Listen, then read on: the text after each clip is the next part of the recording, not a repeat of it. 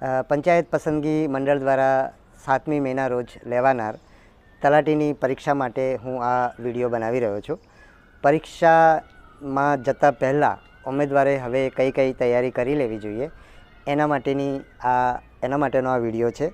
સૌથી પહેલાં તો હું ઉમેદવારોનો આભાર માનવા માગું છું કે આપણે જે આ પહેલી વાર વ્યવસ્થા કરી કે જે ઉમેદવારો ખરેખર પરીક્ષા આપવા માગતા હોય એટલા ઉમેદવાર સંમતિપત્ર ભરે અને એના કારણે એટલા લોકોની જ આપણે તૈયારી કરવી પડે જેથી જે સાધનો છે, આપણા કેન્દ્રો છે એ બધાનો વ્યય ન થાય અને આપણે સારામાં સારા કેન્દ્રો ઉમેદવારોને આપી શકીએ.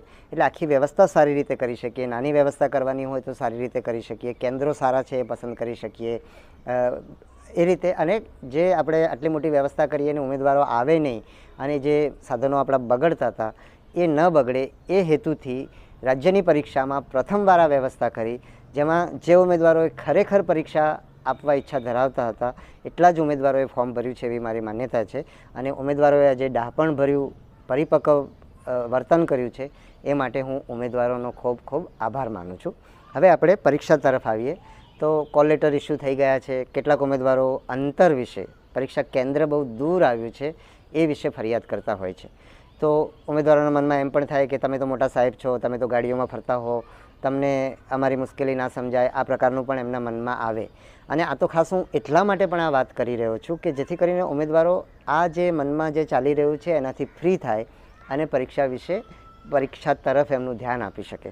તો આપણે જે વાત કરતા હતા કે તમે મોટા સાહેબ છો એટલે તમને તો ગાડીઓમાં ફરતા હોય એટલે તમને અમારી મુશ્કેલી ખબર ના હોય, તો મેં પણ તમારી જેમ જ આ પરીક્ષાઓ આપી છે.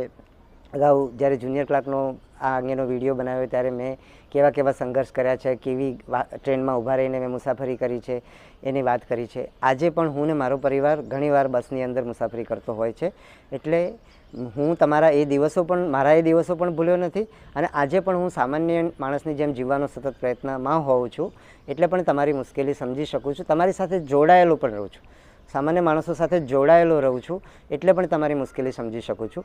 એટલે આ બધું સમજવા છતાં મેં તમને કેટલાક લોકોને મારે પરીક્ષા કેન્દ્ર દૂર આપવા પડ્યા હોય તો એનું કંઈક કારણ હોય એટલું સમજી શકો એવા તમે પણ છો કે અમે જે પ્રયત્ન કરી રહ્યા છીએ, આ પરીક્ષાઓ કેટલી પડકારજનક છે એ બધો તમને અનુભવ છે.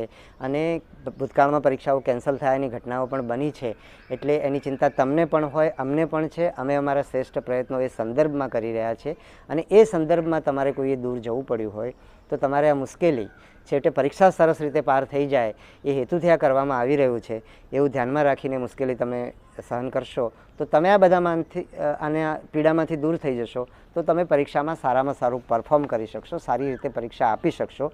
એ હેતુથી હું તમને આ વાત કરી રહ્યો છું.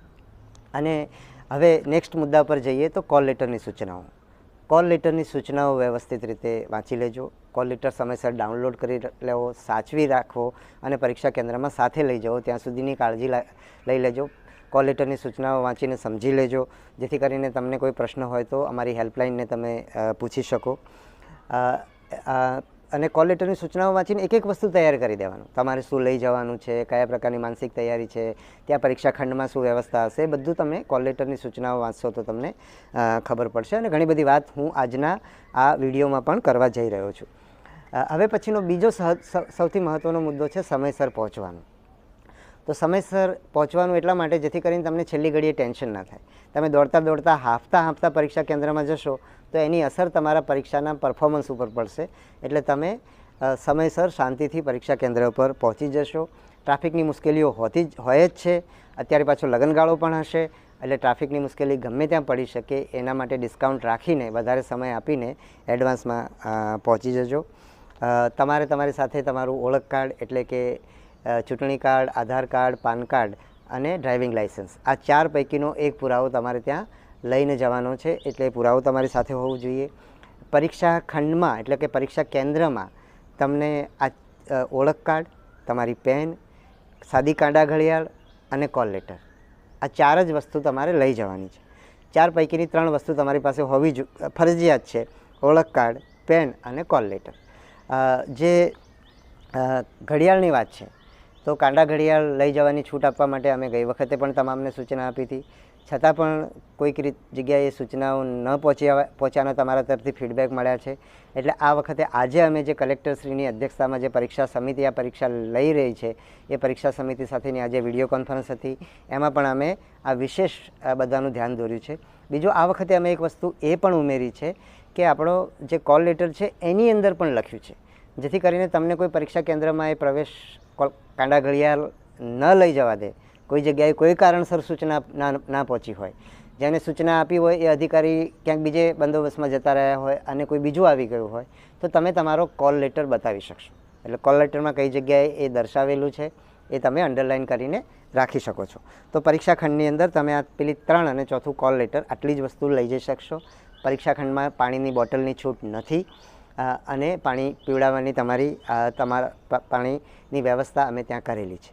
એ સિવાય પરીક્ષા કેન્દ્રમાં એટલે વર્ગખંડની અંદર તમે દાખલ થાઓ પછી તમને 1.5 કલાક સુધી તમે વર્ગખંડમાંથી બહાર નહીં નીકળી શકો. એટલા માટે તમારે પેશાબ પાણી કરીને વર્ગખંડમાં બેસવાનું છે. 1.5 કલાક એટલા માટે કે તમારે મોડામાં મોડું 11:55 તમારે પરીક્ષા ખંડમાં પહોંચી જવાનું છે અને 1:30 વાગે તમારી પરીક્ષા પૂરી થાય છે. એટલે પૂરા 1.5 કલાક સુધી તમે પરીક્ષા કેન્દ્રમાંથી બહાર નહીં નીકળી શકો. એટલે એની પણ તમારે તૈયારી કરી લેવાની છે. બીજું, તમારી ગઈ વખતની રજૂઆત એવી હતી કે જે સુપરવાઇઝરે જે કામ કરવાનું છે, તમારો અંગૂઠો લેવાનો છે, એમની પોતાની સહી કરવાની છે, એ બધાની અંદર સમય જાય છે. એટલે આ વખતે અમે એક ફેરફાર એવો કર્યો છે કે તમને જે OMR તમને 15 મિનિટ પહેલાં આપતા હતા એની જગ્યાએ હવે 20 મિનિટ પહેલાં OMR આપવામાં આવશે. એટલે 12:10 તમને OMR મળી જશે. અને જે 20 મિનિટનો સમય મળે છે પરીક્ષા શરૂ થયા પૂર્વેનો, એ સમય દરમિયાન જે વર્ગખંડ નિરીક્ષક છે તમારી પાસે અંગૂઠો કરાવી લેશે, તમારી પાસે તમારા હસ્તાક્ષરમાં જે પરીક્ષાનું નામ લખવાનું છે એ લખાવી લેશે અને તમારી સહી કરાવી લેશે. આ 3 વસ્તુ અને તમારો રોલ નંબર તમે સ્વાભાવિક છે કે ભરી લેશો એટલે એ જોઈ લેશે. તો આટલી વસ્તુઓ કરશે. પણ પરીક્ષા ખંડ નિરીક્ષકની જે સહી છે એ સહી એ લોકો પછી પરીક્ષા ખંડ નિરીક્ષક છે એ પરીક્ષા શરૂ થયા પછી કરશે. આવું શું કામ? તો તમારે તમારી જે પરીક્ષા પ્રશ્નપત્રની સિરીઝ છે ABCDEF, એ જે સિરીઝ છે સિરીઝ તમારે એનો જે કોડ કે સિરીઝ આપણે જે કહીએ છીએ એ તમારે તમારા OMR ઉપર લખવાનું હોય છે. અને ક્યારેક ઉમેદવારો એ લખવામાં ભૂલ કરતા હોય છે અને પછી અમને રિઝલ્ટ બનાવવામાં બહુ મુશ્કેલી પડતી હોય છે. એટલા માટે તમે બરાબર લખ્યું છે કે કેમ એ ચેક કરશે, તમારી OMR ઉપર સહી કરશે અને તમારી એટેન્ડન્સ શીટની અંદર એની નોંધ કરશે. એટલે આ વ્યવસ્થા આ બરાબર થાય એટલા માટે થઈને તમારા હિતમાં થઈને અમે એ જે સહી કરવાનું કામ છે એ પરીક્ષા શરૂ થયા પછી એટલે કે પ્રશ્નપત્ર આપ્યા પછી કરવાની છે એ પ્રકારની સૂચના આપી છે. એટલે આ જે OMR 5 મિનિટ વહેલા આપવાની નિર્ણય થયો છે. એટલે તમારે 5 મિનિટ વહેલા એટલે કે 11:55 તમારે વર્ગખંડમાં પહોંચી જવાનું છે અને 11:45 સુધીમાં તમારે કેન્દ્ર પર પહોંચવાનું છે. 11:45 પછી તમે કેન્દ્ર પર પહોંચશો તો તમને કેન્દ્રમાં પ્રવેશ મળશે નહીં. એટલે એ બાબતે પણ એલર્ટ રહેજો.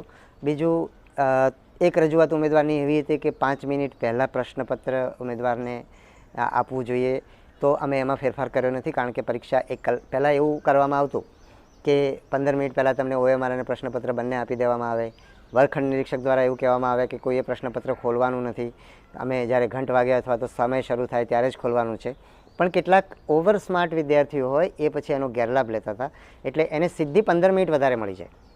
આજે પણ જો આપણે એવું એડવાન્સમાં આપીએ અને પછી એને કહીએ કે હમણાં લખવાનું નહીં, ઘંટ વાગે નહીં ત્યાં સુધી, તો એનો ગેરલાભ કેટલાક લોકો લે અને એ જે સમય છે પરીક્ષાનો આખો 60 મિનિટનો સમય એમાં કોઈને 5 કે 7 મિનિટ વધારે મળી જાય તો એ ઉમેદવાર તમારાથી આગળ નીકળી જશે. અને જે પ્રમાણિકતાથી સૂચનાનું પાલન કરે એ ઉમેદવાર પાછળ રહી જાય. એટલે એવું ન થાય, બધાને સરખી રીતે 12:30 પ્રશ્નપત્રની વહેંચણી શરૂ થાય અને 1:30 વાગે પ્રશ્નપત્ર OMR પત્ર પૂરા થયેલા પાછા લેવાનું શરૂ થાય. એ રીતે અમે આ વ્યવસ્થા રાખી છે. આજે બહુ વિશદ અમે એમાં ચર્ચા કરી છે કે પ્રશ્નપત્ર અમારી પાસે એવી રજૂઆત આવી હતી કે પ્રશ્નપત્ર વહેંચવામાં બહુ સમય લાગે છે, જ્યારે OMR પાછી લેવાની અંદર એટલો સમય લાગતો નથી. એટલે આજે અમે એમને સમજાવ્યું છે કે પ્રશ્નપત્ર કઈ રીતે વહેંચવાના છે, એની જે વર્ગખંડ નિરીક્ષક છે એ એડવાન્સમાં એની તૈયારી કરી લે, સમજી લે કઈ રીતે રોલ નંબર વેચેલા છે, એ જ રીતે પ્રશ્નપત્ર પણ કાઢીને એ જ પ્રમાણમાં વેચે. એટલે એ તૈયારી કરી લેવાનું, જેથી કરીને 2 મિનિટની અંદર પ્રશ્નપત્રો વેચાઈ જાય. અને જે ઝડપે પ્રશ્નપત્ર વેચ્યા છે એ ઝડપે તમારી OMR પાછી લેવાની અમે સૂચના આપી છે આજે. અને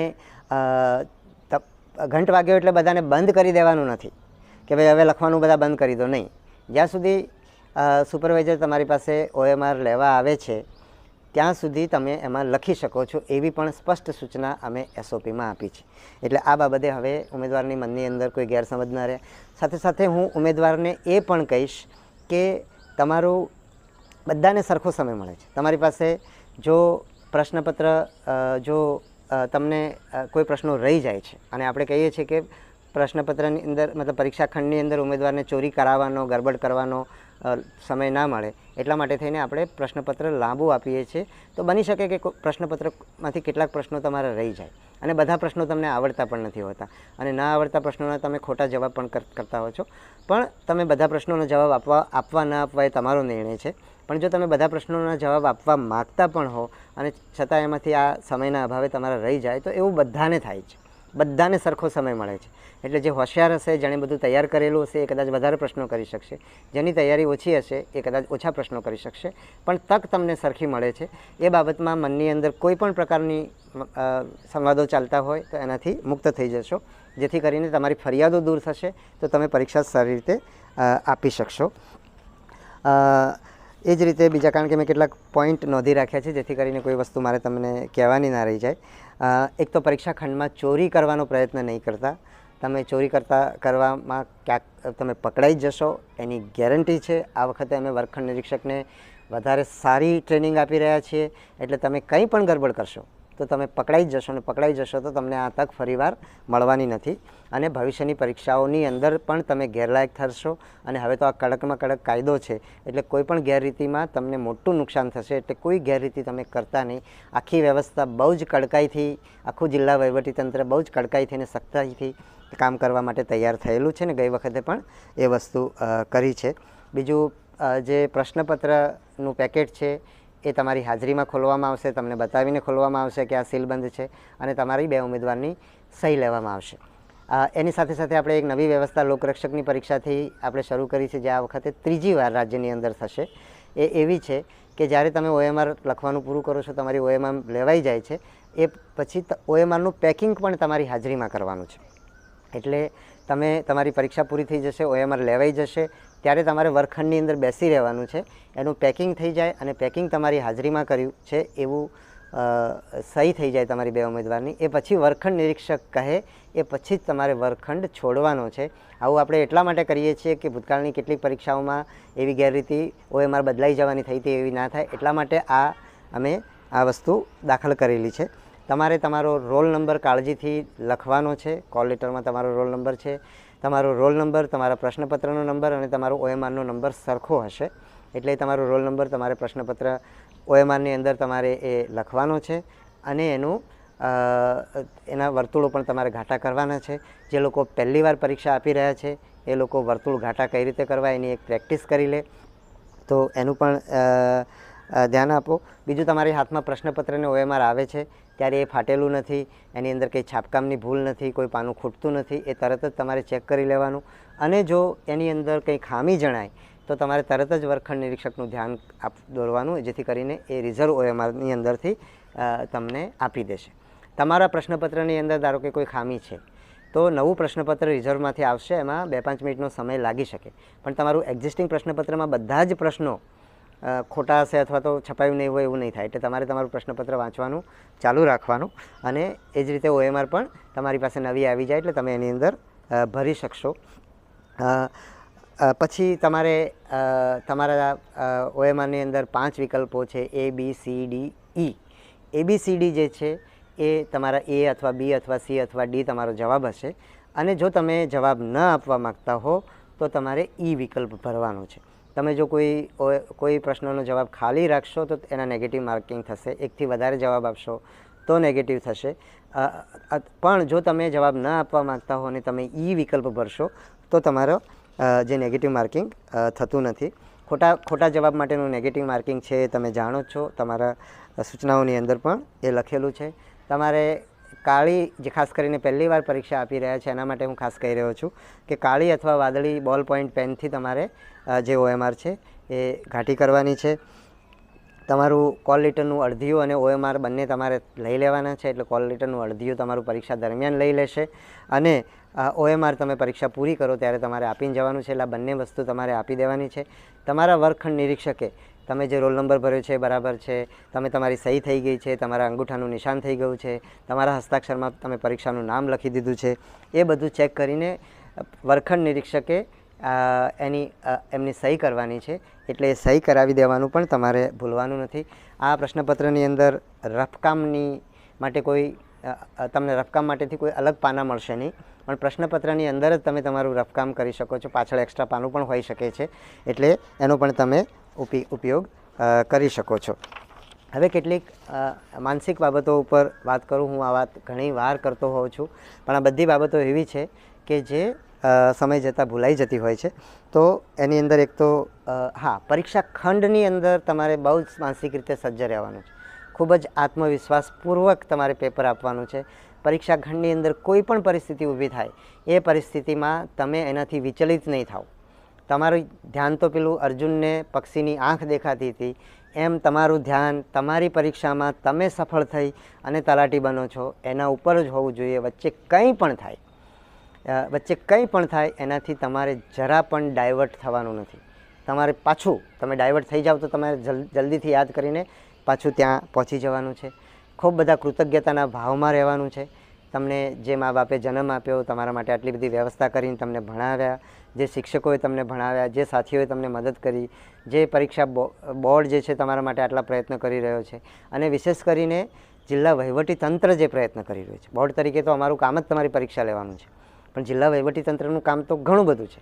એ વહીવટીતંત્ર તમારા માટે આટલો બધો પ્રયત્ન કરી રહ્યું છે, તો એ વહીવટીતંત્ર માટે કૃતજ્ઞતાનો ભાવ. તમારા ખંડ નિરીક્ષક છે, તમારા સુપરવાઇઝર છે, પોલીસ તે તમને ચેક કરીને લઈ અંદર દાખલ કરી રહી છે. તમને એમ લાગશે કે હું તો આટલો ચોખ્ખો છું છતાં પણ મને ચોરની જેમ જુએ છે, તો તમારે ત્યારે એ વિચાર કરવાનો છે કે તમે ચોખ્ખા છો પણ કોઈક ચોર છે એ દાખલ ના થઈ શકે અને તમારી તક ઓછી ના કરી શકે. એના માટે એ લોકો કામ કરી રહ્યા છે. એટલે તમને એમની કાંઈક કડકાઈ દેખાય તો એના માટે ફરિયાદનો ભાવ રાખવાને બદલે તમે એમના માટે કૃતજ્ઞતાનો ભાવ રાખશો. તમે સતત કૃતજ્ઞતાનો ભાવ રાખશો તો તમારું પરફોર્મન્સ બહુ સુધરશે. આગળના વિડીયોમાં પણ આ વાત મેં કરી છે અને ઘણા બધા ઉમેદવારો આ વસ્તુ કહેવા પણ માંડ્યા છે કે અમે કૃતજ્ઞતા રાખવા માંડ્યા છે ત્યારથી અમારું બધું સુધરવા માંડ્યું છે. છતાં પણ હું આ ફરીવાર કહી રહ્યો છું, કારણ કે આપણી એક ફરિયાદ કરવાની માનસિકતા પહેલેથી હોય છે. મારી પણ છે, એટલે મારે પણ સતત જાગીને કૃતજ્ઞતાના ભાવમાં જવું પડે છે. એટલા માટે તમારું આ વિશેષ આ બાબતે ખાસ ધ્યાન દોરું છું. હકારાત્મક અભિગમ રાખવાનું, બધું સરસ થાય છે. મેં સરસ તૈયારી કરી છે. મને ભલે પરીક્ષા અત્યારે મને ચિંતા થઈ રહી છે, એનું કારણ મારો ચિંતાવાળો સ્વભાવ છે. પરીક્ષા આવે એટલે મને જ ચિંતા થાય છે એવું નથી, બધાને ચિંતા થઈ શકે છે. એટલે આ એકદમ સ્વાભાવિક વસ્તુ છે, એમ કરીને એનો પણ સ્વીકાર કરવાનો. અને બધું બરાબર થઈ રહ્યું છે. મેં સરસ તૈયારી કરી છે. હું સરસ પરીક્ષા આપી રહ્યો છું, સરસ પરીક્ષા આપીશ અને હું તલાટી થઈશ. અને તલાટી ગામની અંદર જે કામ કરે છે, મને અમુક વસ્તુ એમની ગમતી નથી, એનાથી ઉત્તમ કામ હું કરીશ. મારા ગામના લોકોને હું બેસ્ટ આપું એ માટેનો પ્રયત્ન કરીશ. એવી ભાવના સાથે જો તમે આ પરીક્ષા આપશો ને એવી ભાવના સાથે જીવશો, સિલેક્ટ થઈ ગયા પછી પણ એવી ભાવના સાથે જીવશો તો લોકો તમને પૂછશે. એટલે એ ભાવ સાથે પરીક્ષા આપવા જજો. ખૂબ આત્મવિશ્વાસ રાખજો. તૈયારી ઓછી વધતી કંઈ પણ થઈ હોય, આ પરીક્ષાની અંદર તમે તૈયાર કર્યું હોય બધું પૂછાતું નથી, તમારું તૈયાર ન થયેલું પૂછાતું જ હોય છે. એટલે તમારી તૈયારી ઓછી થઈ હશે તો એમાંથી પ્રશ્ન આવશે એની કોઈ ખાતરી નથી. એટલે તમે નહીં વાંચ્યું હોય એ બધું પૂછાવાનું છે એમ માનીને ચિંતા કરવાને બદલે મેં નથી વાંચ્યું એ બધું આવવાનું જ નથી એમ કરીને અભિગમ સાથે તમે પરીક્ષા આપશો તો ચોક્કસ સફળ થશો. તમારી સાથે સતત સંવાદ થતો રહે છે. એની અંદર હું પણ મારા જીવનની અંદર બધું જોતો રહું છું અને મને પણ દેખાય છે ઘણી બધી વસ્તુઓ કે હું કેવી રીતે પરીક્ષા આપતો હતો, હું જીવનમાં નવું શું શીખ્યો છું. એટલે તમારી સાથે વાત કરીને હું પણ શીખું છું. એટલે તમારા સાથેનો સંવાદ આપણને બધાને ઉપયોગી થાય છે, તમને પણ ખૂબ ઉપયોગી થાય અને તમે ખૂબ સફળ થઈ અને તલાટી તરીકે ખૂબ સારું કામ કરીને ગામડાના માણસોની તકલીફો દૂર કરો એવી શુભેચ્છાઓ સાથે મારી વાત પૂરી કરું છું. સૌને ખૂબ ખૂબ શુભેચ્છાઓ. ધન્યવાદ.